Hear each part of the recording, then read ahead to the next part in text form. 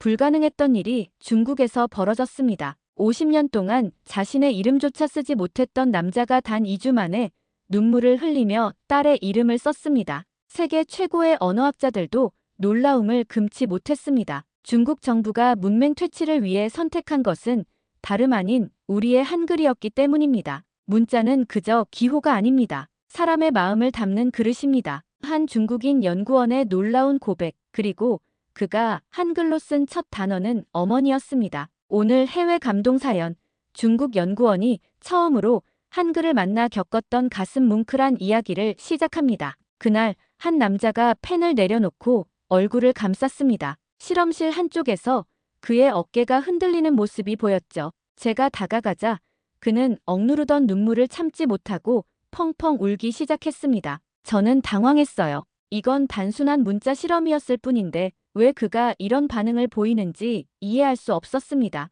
연구원님, 제 딸 이름을 처음으로 썼어요. 50년을 살았는데 오늘 처음으로 제 딸의 이름을 제 손으로 썼다고요. 안녕하세요. 저는 왕닝민입니다. 중국 남부의 작은 마을 출신이죠. 이제는 베이징에서 언어학 연구원으로 일하고 있습니다. 제가 맡은 프로젝트는 다양한 문자 체계가 문맹, 성인들의 문해력 향상에 어떤 영향을 미치는지 연구하는 것이었습니다. 처음엔 단순히 문자 구조가 얼마나 교육 효과가 있는지를 측정하는 일이었어요. 철저한 관찰자로서 실험 결과를 수집하고 분석하는 것이 제 임무였죠. 실험 참가자들은 다양한 배경을 가진 20명의 성인이었습니다. 그들 모두 문맹이었고 저는 그들을 관찰하며 어떤 문자 체계가 가장 효율적으로 습득되는지 측정했어요. 영어, 러시아어, 아랍어, 그리고 한글까지 4가지 문자를 각각 다른 그룹에게 가르쳤죠. 그날까지만 해도 저는 이 실험이 그저 숫자와 그래프로 정리하면 되는 간단한 연구라고 생각했습니다. 하지만 그 참가자가 딸의 이름을 쓰고 울음을 터뜨린 순간 그 장면이 제 어머니의 얼굴과 겹쳐졌어요. 어릴 적 어머니는 아무도 모르게 붓을 쥐고 제 이름을 따라 적으려 애쓰셨습니다. 저는 그때 왜 어머니가 그렇게까지 하셨는지 몰랐어요. 공부할 시간도 없는데 왜 그 힘든 한자를 배우려고 애쓰시는지 이해할 수 없었죠. 지금은 압니다. 글자를 갖는다는 건 자신을 갖는다는 뜻이란 걸요. 그 남자가 딸의 이름을 쓰고 울음을 터뜨린 순간 저는 처음으로 이 실험이 단순한 데이터 수집 이상의 의미를 가질 수 있다는 것을 깨달았습니다. 그리고 가장 놀라운 건 그 남자가 속한 그룹이 한글을 배우는 그룹이었다는 사실이죠. 단 2주 만에 그는 자신의 딸 이름을 쓸 수 있게 되었습니다. 이것은 다른 어떤 문자 그룹에서도 볼 수 없었던 진전이었어요. 며칠 전까지만 해도 저는 이 실험을 숫자와 그래프로 정리하면 되는 일이라고 생각했습니다. 어떤 문자가 어떤 방식으로 뇌에 더 잘 인식되는가, 효율성, 반응 속도, 문자 습득 기간, 그런 것들을 정리해서 보고서에 넣으면 되는 단순한 작업이었죠. 한글은 처음엔 이상한 문자처럼 느껴졌습니다. 선을 그리고 동그라미를 그리고 그걸 결합해서 또 다른 문자를 만든다니. 우리의 한자는 외워야 하는 문자였다면 이건 쌓아가는 문자처럼 보였어요. 마치 레고 블록처럼 조립할 수 있는 글자였습니다. 실험 초기 한글 그룹의 진행 속도는 놀라웠습니다. 다른 문자 그룹들이 아직 기본 알파벳이나 문자 식별에 어려움을 겪고 있을 때 한글 그룹은 이미 간단한 단어를 만들기 시작했어요. 이론적으로는 이해가 됐습니다. 한글의 자음과 모음 체계는 논리적이고 체계적이니까요. 하지만 그 이상이었습니다. 어떤 참가자는 글자 하나를 쓸 때마다 입술을 떨었고 어떤 참가자는 같은 자음을 반복하며 중얼거렸습니다. 그리고 그들의 얼굴에는 제가 예상하지 못했던 표정이 있었죠. 성취감, 자부심, 그리고 어떤 해방감 같은 것이요. 지금이 무슨 감정인지 이름을 붙일 수는 없지만 그 장면들이 저에게 조금씩 스며들었습니다. 논리적으로는 설명되지 않는 이상한 끌림이었어요. 그저 그들의 손끝만 보고 있었는데 그 손끝에서 나오는 무언가가 제 마음에 들어온 것 같았습니다. 그날 밤 보고서 대신 그 참가자의 노트를 다시 꺼내봤습니다. 기억, 니은, 미음 그가 적어놓은 글자들이 어쩐지 살아있는 것처럼 느껴졌어요. 마치 어린 시절 제가 처음으로 한자를 익히던 그 흥분과 두려움이 함께 느껴지는 순간이었습니다. 그리고 그 순간 저는 이 실험이 단순한 효율성 테스트가 아니라는 것을 직감적으로 알았어요. 이건 사람들의 삶을 바꿀 수 있는 무언가였습니다. 저는 그날 처음으로 관찰자의 자리에서 한 걸음 물러나 참가자들의 경험에 진심으로 관심을 갖기 시작했습니다. 그날 오후 나는 여느 때처럼 강의실 한쪽에 앉아 실험을 지켜보고 있었습니다. 참가자들은 여전히 잠오음을 조합하며 단어를 적는 연습을 하고 있었고 나는 그 모습을 카메라와 눈으로 동시에 기록하고 있었어요. 한글 그룹의 진전은 날이 갈수록 놀라웠습니다. 단순히 글자를 쓰는 것을 넘어서 이제는 짧은 문장까지 만들기 시작했죠. 그런데 한 남성이 조심스럽게 손을 들어 강사에게 무언가를 물었습니다. 그리고는 공책에 리펑이라는 이름을 또박또박 적기 시작했어요. 그가 적은 이름은 그의 딸의 이름이었습니다. 그리고 그는 말했습니다. 이건 내가 태어나 처음으로 써보는 글자입니다. 그 말이 끝나자마자 그는 손에 쥐고 있던 펜을 내려놓고 얼굴을 감쌌어요. 숨을 고르려 했지만 손 사이로 작게 새어나오는 흐느낌이 들렸습니다. 나는 그 모습을 보며 당혹스러웠죠. 이게 단순한 문자 습득 실험에서 일어날 수 있는 일인가? 어떻게 글자를 쓰는 것만으로 이런 감정이 폭발할 수 있는 걸까? 그 장면을 본 순간 내 머릿속 어딘가에서 눌려있던 기억이 튀어나왔어요. 어릴 적 어머니가 혼자서 방 안에서 붓을 들고 뭔가를 적던 장면이었습니다. 어떤 종이였는지도 무슨 글씨였는지도 기억나지 않아요. 다만 손끝이 떨리던 모습, 잉크가 번진 종이, 그리고 어머니의 뒷모습이 선명했습니다. 그때 나는 왜 그 장면을 외면했을까요? 왜 한 번도 어머니가 글을 모른다는 사실을 당연하게 여겼을까? 어머니에게 글을 가르쳐 드릴 생각은 왜 하지 못했을까? 그날 나는 실험 관찰 노트를 펴지 못했습니다. 대신 내 손은 주머니 속에서 종이를 움켜쥐고 있었어요. 그 안에는 몇 년 전 어머니가 보내셨던 받침도 없는 삐뚤빼뚤한 메모가 담겨 있었습니다. 아들, 밥 잘 먹고 있니? 집에 언제 오니? 이 짧은 문장을 쓰기 위해 어머니는 얼마나 많은 노력을 하셨을까요? 그리고 또 하나 떠오른 기억은 제가 처음 도시로 유학을 떠날 때 어머니가 하셨던 말씀이었습니다. 글을 많이 배워서 너의 이름을 스스로 쓸 수 있는 사람이 되렴. 그때는 그 말의 의미를 완전히 이해하지 못했어요. 지금에서야 알겠습니다. 어머니에게 글을 쓴다는 건 단순한 기술이 아니라 자기 자신을 표현하는 유일한 방법이었다는 것을요. 그날 밤 저는 오랜만에 어머니께 전화를 걸었습니다. 하지만 막상 받으시자 무슨 말을 해야 할지 몰랐어요. 그냥 연구가 잘 진행되고 있다는 이야기만 했죠. 어머니는 여전히 제 이름을 자랑스럽게 불러주셨습니다. 그날 밤 나는 오래된 상자를 꺼냈습니다. 연구소 기숙사의 낡은 책상 아래에서 꺼낸 그것은 대학에 들어오며 가져온 몇 안 되는 물건 중 하나였어요. 안에는 노트 몇 권과 낡은 엽서 그리고 편지 한 장이 들어있었습니다. 그 편지는 어머니가 나를 처음 도시에 보내며 쓴 것이었죠. 내용은 단순했습니다. 밥 많이 먹고 몸 따숩게 하고 너는 자랑이야. 받침은 없었고 띄어쓰기도 틀렸어요. 글씨는 사선으로 삐뚤게 흘렀습니다. 그런데 그 글을 읽던 나는 멈췄어요. 그 문장이 익숙했습니다. 내 기억 속 어머니가 늘 입버릇처럼 하던 말이었죠. 나는 그 편지를 읽고도 어머니에게 답장을 쓰지 않았습니다. 왜냐면 나는 그 글이 부끄러웠기 때문이에요. 나는 도시에서 글을 배우고 있었고 그 시절 나는 그 글에서 무지함만을 보았던 것입니다. 하지만 지금 나는 그 글에서 다른 것을 봅니다. 사랑과 노력, 그리고 외로움이죠. 어머니는 평생 농사를 지으셨어요. 학교에 다닐 기회도 없었고 문자를 배울 시간도 없었습니다. 하지만 그런 어머니가 유일하게 쓸 수 있었던 것은 제 이름이었어요. 왕링민. 세 글자를 쓰기 위해 어머니는 얼마나 많은 시간을 들이셨을까요? 그리고 그 편지에 담긴 짧은 문장들은 또 얼마나 많은 노력의 결과였을까요? 저는 그 편지를 가슴에 품고 잠들었습니다. 그리고 다음 날 실험실에 가기 전 그 편지를 다시 한번 꺼내봤어요. 이번에는 다른 시선으로 보았습니다. 그 삐뚤빼뚤한 글씨 하나하나에 담긴 어머니의 마음이 느껴졌어요.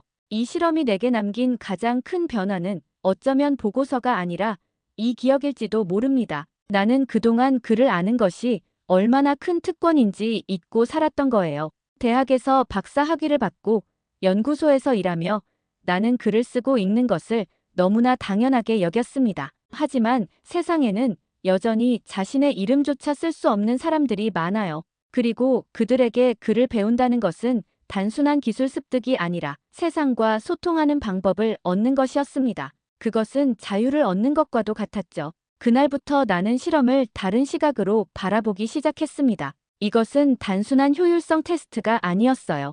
이것은 사람들의 삶을 바꿀 수 있는 연구였습니다. 며칠 뒤, 나는 실험 참가자들과 처음으로 직접 대화를 나눴습니다. 처음엔 어색했지만 그들은 내게 자신의 이야기를 들려주었어요. 그리고 그 이야기들은 내가 예상했던 것보다 훨씬 깊고 의미 있는 것이었습니다. 한 남성은 말했습니다. 이제 시장에 가서 직접 가격표를 읽을 수 있어요. 예전엔 늘 속았거든요. 한 여성은 이렇게 말했어요. 병원에 가면 접수지를 못 읽어서 항상 직원이 짜증냈어요. 근데 지금은 혼자 해요. 또 다른 참가자는 버스 번호를 읽을 수 있게 되었다고 했고, 어떤 이는 아이들에게 동화책을 읽어줄 수 있게 되었다고 했습니다. 이런 작은 변화들이 그들의 일상에 얼마나 큰 영향을 미쳤는지 저는 그제서야 깨닫기 시작했어요. 나는 그 이야기들을 듣고 나서 노트에 적어두려다 멈췄습니다. 그건 숫자나 항목으로 정리될 수 있는 이야기가 아니었어요. 그건 사람의 변화였습니다. 나는 생각했어요. 내가 그토록 중요하게 여겼던 데이터들은 사실 그저 배경일 뿐이라는 걸요. 진짜 기록해야 할 것은 그들의 눈빛과 목소리, 그리고 손끝의 떨림이었습니다. 특히 한글 그룹의 진전은 놀라웠어요. 다른 문자 그룹보다 습득 속도가 빨랐을 뿐만 아니라 참가자들이 보이는 자신감과 성취감도 더 컸습니다. 그들은 단순히 글자를 배우는 것이 아니라 새로운 세계를 열고 있었어요. 이 실험은 효율성을 증명하는 장이 아니라 사람들이 다시 자신의 이름을 찾고 삶을 주도하는 순간을 목격하는 공간이었습니다. 그리고 그 공간에 있는 나는 어느새 단순한 관찰자가 아니었어요. 나도 모르게 그들의 여정에 함께하고 있었습니다. 그날 저녁 실험실을 나서는 길에 한 참가자가 내게 다가와 물었어요. 선생님도 글자를 배우고 싶으세요? 나는 웃으며 대답했습니다. 저는 이미 글을 알고 있어요. 하지만 그 순간 내 마음속에 이상한 생각이 들었습니다. 정말 내가 글을 알고 있는 걸까? 단지 쓰고 읽을 수 있다는 것과 글자가 가진 진정한 의미를 아는 것은 다른 일이 아닐까? 그날은 특별히 조용한 날이었습니다. 참가자들은 한자 한자를 적으며 집중하고 있었고 강사의 목소리도 낮게 깔려 있었어요. 나는 책상 위에 펼쳐진 노트를 내려다보다가 문득 펜을 집어들었습니다. 무의식이었어요. 어떤 이유도 설명도 없었습니다. 그냥 손이 움직였어요. 나는 기억을 썼습니다. 니은을 썼어요. 미음을 썼죠. 처음엔 단지 참가자들이 배우는 과정을 따라해 보려는 것이었지만 몇 글자가 지나자 내 머릿속엔 한 단어가 떠올랐습니다. 어머니. 나는 그 단어를 쓰기 위해 천천히 잠오음을 조합했어요. 이응, 미음, 니은. 이 그리고 적은 글자를 바라보다가 숨이 막히는 것 같았습니다. 어릴 적 어머니가 자주 하시던 말이 떠올랐어요. 나는 글자를 몰라도 내 이름은 쓸 수 있어야지. 그 말이 왜 그렇게 간절했는지 그때는 몰랐습니다. 지금은 알아요. 이름을 쓴다는 것은 그 사람을 인정하고 그 존재를 기억하는 일이었습니다. 어머니는 제 이름만큼은 꼭 쓸 수 있기를 원하셨던 거예요. 나는 조심스럽게 강사에게 다가갔습니다. 이게 맞나요? 강사는 내 노트를 보더니 미소를 지었어요. 네, 맞아요. 어머니라고 썼네요. 그 순간 이상한 느낌이 들었습니다. 내가 중국어로 쓰는 마마와 한글로 쓴 어머니는 같은 의미지만 어쩐지 다른 감정을 불러일으켰어요. 한글로 쓴 어머니는 더 부드럽고 더 가깝게 느껴졌습니다. 마치 어머니의 목소리를 글자로 표현한 것 같았어요. 나는 그날 실험장의 끝자락에 앉아 내 인생 처음으로 진심이 담긴 글자를 적었습니다. 그것은 중국어도 영어도 아닌 한글이었어요. 왜 하필 한글이었을까요? 어쩌면 그 문자에 담긴 철학 때문이었을지도 모릅니다. 누구나 쉽게 배울 수 있고 누구나 자신의 생각을 표현할 수 있는 문자. 글을 모르는 백성을 위해 만들었다는 그 문자의 정신이 어쩌면 나의 어머니와 닿아 있었는지도 모르겠습니다. 그날 밤 나는 오랜만에 달력을 보았습니다. 어머니의 생신이 일주일 앞으로 다가와 있었어요. 예전 같았으면 그냥 전화 한 통으로 끝냈을 테지만 이번에는 다른 생각이 들었습니다. 어쩌면 편지를 써볼까? 한글로. 그 생각은 나를 설레게 했어요. 마치 처음으로 연애 편지를 쓰는 어린 학생처럼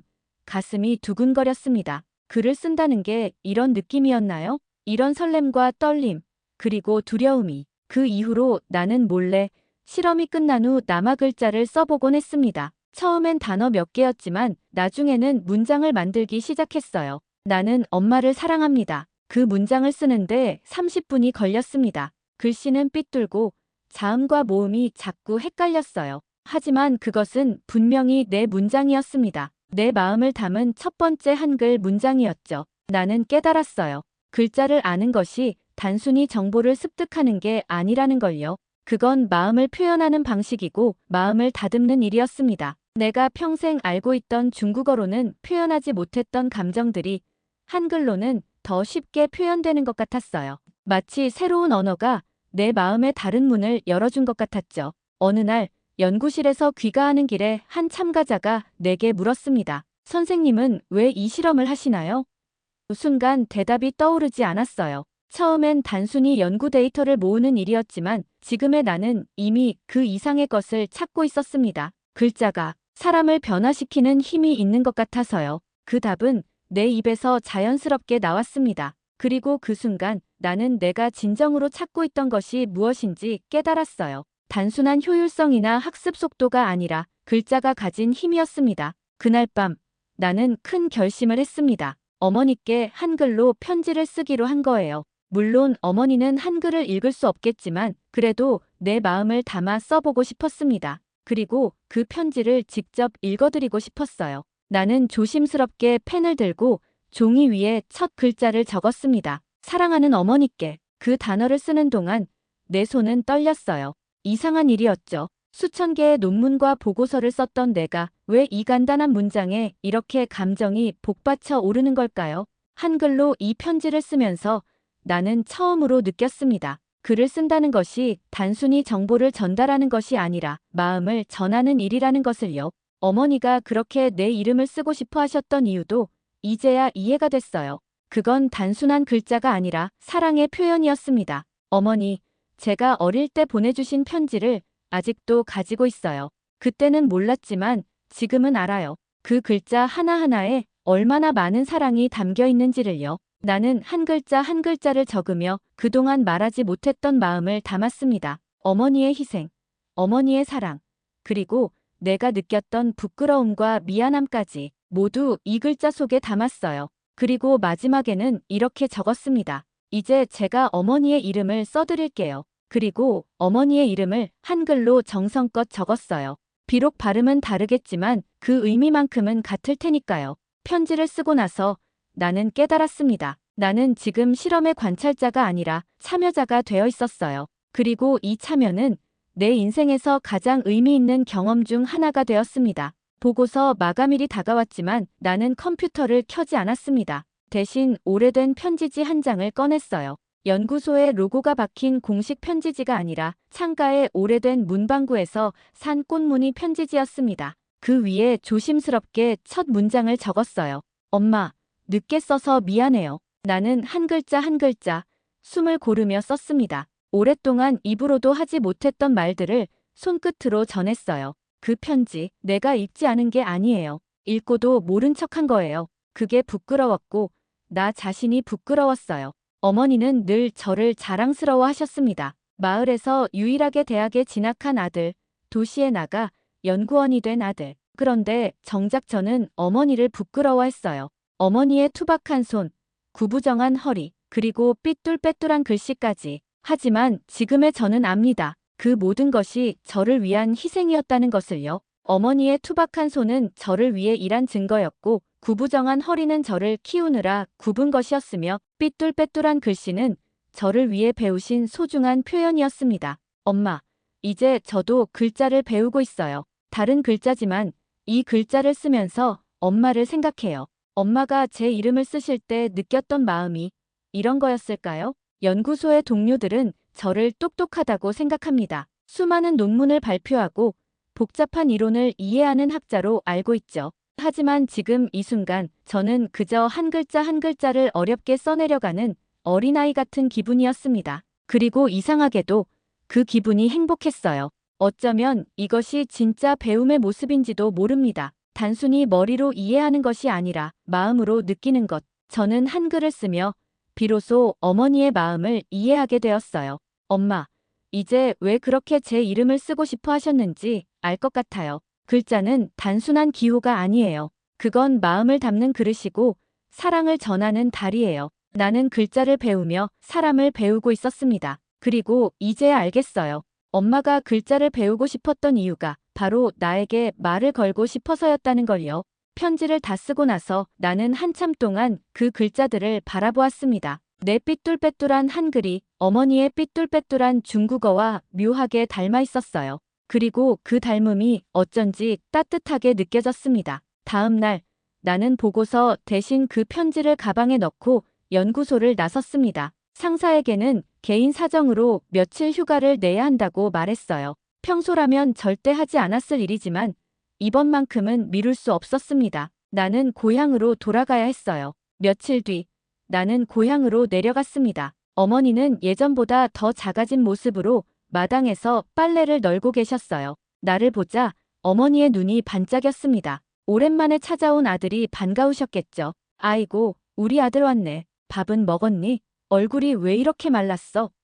항상 그렇듯 어머니의 첫 인사는 제 건강을 걱정하는 말이었습니다. 나는 인사를 건넨 뒤 아무 말 없이 봉투 하나를 건넸습니다. 그 안에는 내가 쓴 편지가 들어있었어요. 어머니는 잠시 머뭇거리더니 편지를 열고 바라보셨습니다. 한글로 쓰인 그 편지는 어머니께 이해할 수 없는 기호였겠지만 그래도 무언가를 느끼신 듯 했어요. 내가 읽어드릴게요, 엄마. 나는 천천히 또박또박 편지를 읽기 시작했습니다. 받침없는 목소리로 띄어쓰기도 없이 하지만 진심을 담아 한 글자 한 글자 읽어드렸어요. 어머니는 눈을 감고 들으셨습니다. 마치 오래전부터 기다려온 노래를 듣는 것처럼요. 그리고 내가 읽기를 마치자 어머니의 눈가에서 눈물이 흘러내렸습니다. 이건 너 손으로 쓴 거지. 나는 고개를 끄덕였습니다. 그 순간 어머니는 내 손을 꼭 잡으셨어요. 그 손은 아무 말도 하지 않았지만 그 어느 말보다 많은 감정을 전했습니다. 거친 손등, 굳은 살이 박인 손가락. 그것은 평생 저를 위해 일해오신 어머니의 증거였어요. 아들, 내가 이런 글을 쓸 줄은 몰랐구나. 어머니의 눈에는 눈물이 고여 있었어요. 그것은 기쁨의 눈물이면서 또한 오랜 시간 참아왔던 감정이 터져나오는 눈물이었습니다. 엄마, 지금 하고 있는 연구가 있어요. 사람들에게 쉽게 글을 가르치는 방법을 연구하고 있어요. 그런데 그 과정에서 제가 깨달은 게 있어요. 나는 천천히 어머니의 손을 잡고 말을 이었습니다. 글을 쓴다는 건 단순히 정보를 전달하는 게 아니에요. 그건 마음을 전하는 일이에요. 엄마가 내 이름을 쓰려고 그토록 노력하신 이유를 이제야 알겠어요. 어머니는 웃으며 내 뺨을 쓰다듬으셨습니다. 그리고 이렇게 말씀하셨어요. 너는 언제나 똑똑했어. 이제야 마음까지 똑똑해졌구나. 그 말이 저에게는 어떤 칭찬보다 값진 것이었습니다. 머리가 아닌 마음으로 이해하는 것, 그것이 진정한 지혜라는 걸 어머니는 늘 알고 계셨던 거예요. 그날 밤, 우리는 오랜만에 함께 저녁을 먹었습니다. 그리고 식사를 마친 후 어머니는 낡은 상자 하나를 꺼내셨어요. 그 안에는 제가 어릴 적 보냈던 편지들, 사진들, 그리고 학교 성적표까지 고이 접혀 있었습니다. 어머니는 그것들을 읽을 수 없었지만 소중히 간직하고 계셨던 거예요. 상자 맨 아래에는 노란 종이 한 장이 있었습니다. 어머니가 조심스럽게 그것을 꺼내 저에게 건네셨어요. 이건 내가 도시로 떠나기 전날 밤 내가 쓴 거야. 그것은 어머니가 쓰신 제 이름이었습니다. 삐뚤빼뚤하지만 또박또박 정성스럽게 쓰인 제 이름. 어머니는 그것을 오랫동안 간직하고 계셨던 거였어요. 제가 성공하기를 바라면서 혹시나 실패할까봐 걱정하면서 그리고 무엇보다 그리워하면서요. 저는 그 종이를 들고 말했습니다. 이제부터는 편지를 자주 쓸게요, 엄마. 이렇게 손으로요. 그리고 엄마도 저에게 이름을 써서 보내주세요. 어머니는 환하게 웃으셨어요. 그 웃음 속에는 기다림의 끝에서 오는 안도감이 묻어 있었습니다. 나는 베이징으로 돌아와 보고서를 다시 썼습니다. 이번엔 통계와 그래프보다 사람들의 말과 마음을 기록했어요. 각 문자 체계가 학습자들에게 미치는 영향, 그들의 삶에 가져온 변화, 그리고 그 과정에서 느꼈던 감정들까지 상세히 담았습니다. 놀랍게도 한글은 단순히 학습 효율이 높은 문자를 넘어서 있었어요. 그것은 사람들에게 자신감과 자존감을 돌려주는 도구였습니다. 특히 한글의 자음과 모음 결합 방식은 학습자들이 스스로 새로운 단어를 만들고 표현할 수 있는 힘을 주었어요. 이것은 다른 문자 체계에서는 찾아보기 힘든 특징이었습니다. 실험 결과 한글 학습 그룹은 다른 문자 그룹에 비해 2배 이상 빠른 속도로 문해력을 획득했어요. 그리고 그들의 자신감과 만족도도 눈에 띄게 높았습니다. 하지만 숫자로는 설명할 수 없는 무언가가 있었죠. 그것은 바로 한글이 가진 철학이었어요. 누구나 쉽게 배울 수 있고 모두가 자신의 목소리를 낼 수 있도록 만들어진 한글의 정신은 500년이 지난 지금도 여전히 그 힘을 발휘하고 있었습니다. 어쩌면 이것이 한글이 단순한 문자를 넘어 사람들의 삶을 변화시키는 도구가 된 이유일지도 모릅니다. 마지막 문장은 이렇게 끝났습니다. 이 실험은 한글이 얼마나 효과적인 문자인지를 보여주는 것이 아니었습니다.